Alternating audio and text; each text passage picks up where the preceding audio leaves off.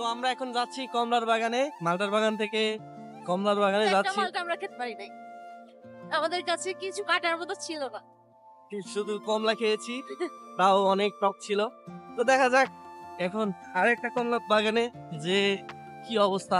ভুল করে যদি ভালো কিছুই হয় তাহলে এমন ভুল বারবারই করতে চাই। আসসালামু আলাইকুম এভরিওয়ান, সবাই কেমন আছেন? আশা করছি সবাই ভালো আছেন। আলহামদুলিল্লাহ আমরাও অনেক ভালো আছি। আজকে আমাদের যাওয়ার কথা ছিল কমলা বাগানে, আর আমরা কমলা বাগানের উদ্দেশ্যেই বের হয়েছিলাম, কিন্তু মাঝপথে আমাদের রাস্তা গুলিয়ে যায়। আমরা রাস্তা ভুল করে চলে যাই মালটা বাগানে। তো ইতিমধ্যে আপনারা মালটা বাগানের একটি ভিডিও আমার দেখেছেন, আর মালটা বাগানে যাওয়ার পর আমাদের মনে হলো যে এটা তো কমলা বাগান না। তারপরে আমরা ওখানকার মানুষদের জিজ্ঞাসা করলাম যে কমলা বাগানটা কোথায়, তারা আমাদের লোকেশনটা দিয়ে দিয়েছিল। তারপরেই আমরা এখানে আসতে পেরেছি। আর আপনারা যারা আমাদের মতনই এই কমলা বাগানে ঘুরতে আসতে চান তাদের সুবিধার্থে আমি লোকেশনটা দিয়ে দিচ্ছি। এইটা হলো গাজীপুরের শ্রীপুর উপজেলার বর্মি ইউনিয়নের সাতখামাইর পশ্চিমপাড়া গ্রামে। আপনারা যারা আমাদের মতো কমলা বাগানে ঘুরতে আসতে চান তারা অবশ্যই ডিসেম্বর মাসের 16 তারিখের পর আসবেন,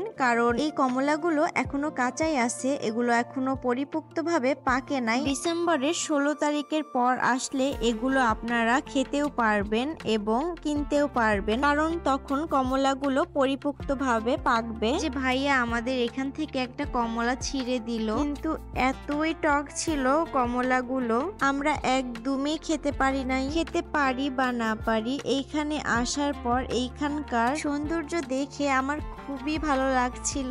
আজকে আমরা ভুল করে মালটা বাগান, কমলা বাগান দুই বাগানই ঘুরে ফেললাম। ভুল না করলে তো এত সুন্দর সুন্দর বাগান তো দেখাই হইতো না। আর এই কমলা বাগানের টিকিট মাত্র 30 টাকা। 30 টাকা দিয়ে এত সুন্দর বাগান উপভোগ করা মানে অনেক কিছু।